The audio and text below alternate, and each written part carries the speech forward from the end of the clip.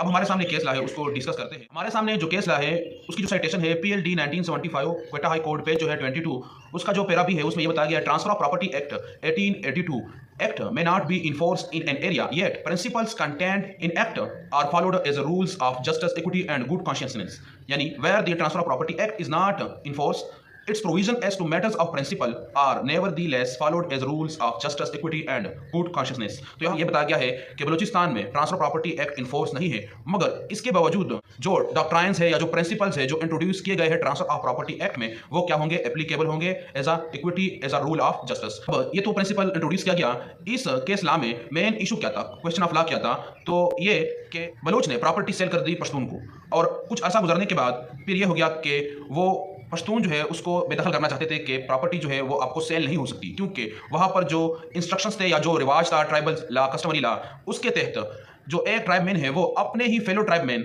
यानी जो उसके कौम से ताल्लुक रखता हो, कबीले से ताल्लुक रखता हो, उसको ही प्रॉपर्टी सेल करेगा, और या उसका जो पड़ोसी होगा उसको प्रॉपर्टी सेल करेगा। और अगर उसने थर्ड पर्सन यानी थर्ड ट्राइबमैन को प्रॉपर्टी सेल करनी होगी तो वो लीज पे सिर्फ दे सकता है, और उसकी जो मैक्सिमम टाइम पीरियड है वो 7 साल है। तो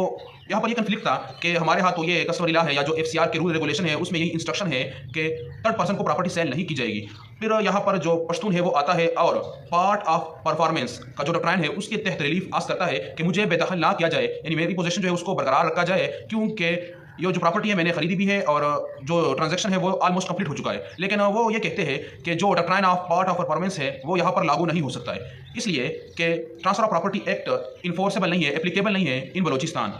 और दूसरी बात ये कि जो ट्रांसफर हुआ है वो क्या है, नॉन रजिस्टर है, उसकी रजिस्ट्रेशन भी नहीं हुई है। तो कोर्ट ने यह वर्डिक्ट दी कि ट्रांसफर ऑफ प्रॉपर्टी एक्ट अगर इन्फोर्स नहीं है इन बलोचिस्तान और रजिस्ट्रेशन भी नहीं हुई है, मगर उसके जो प्रिंसिपल्स है, जो डॉक्ट्राइन है, वो एज ए इक्विटी या as a rule of justice applicable होंगे। तो जो पोजीशन थी उसको बरकरार रखा गया बाय हाई कोर्ट। असल में इसके इस्लाम में जो प्रोसीडिंग हुई है सब ऑर्डिनरी कोर्ट ने, उसमें ट्रायल कोर्ट ने डिसमिस कर दिया एपिलांट की जो पार्ट ऑफ परफॉर्मेंस की जो प्रायर है, और ये कह दिया कि पोजीशन आप हवाले कर दे और जो सेल है वो इनवैलिड है क्योंकि रजिस्ट्रेशन नहीं हुई है, और वायलेशन हुई है green books restriction on land transfer to non tribesmen, यानी वहाँ पर जो FCR या जो एजेंट टू गवर्नर जनरल थे या पॉलिटिकल एजेंट थे या कमिश्नर, उसके जो बनाए गए रूल्स है या जरगा रिवाज के जो बनाए गए रूल्स रेगुलेशन है या जो कस्टमरी लॉ है उसकी वायलेशन हुई है, और non registration of sale deed हुआ है। एपेलेट कोर्ट ने इसी जजमेंट को बरकरार रखा, मगर इसके बरक्स जो हाई कोर्ट की वर्डिक्ट है, डिसीजन है, वो ये है कि जो पार्ट ऑफ परफॉर्मेंस है उसको प्रायोरिटी हासिल है, वो डॉक्ट्राइन है इस तरह के वो इक्विटी फराहम करता है, रूल ऑफ जस्टिस है, लिहाजा इक्विटेबल रिलीफ ग्रांट किया जाएगा, और ट्राइबल या रिवाज के जो रूल्स रेगुलेशन है वो प्रायोरिटी नहीं रखते हैं। तो transfer of property non applicability के बावजूद उसके प्रिंसिपल जो है वो ओवरराइडिंग इफेक्ट रखते हैं, प्रायोरिटी रखते हैं, और कस्टमरी लॉ या दीगर जो रूल्स रेगुलेशन है। तो जो पार्ट ऑफ परफॉर्मेंस है सेक्शन 53A में वो एक्सप्लेन किया गया।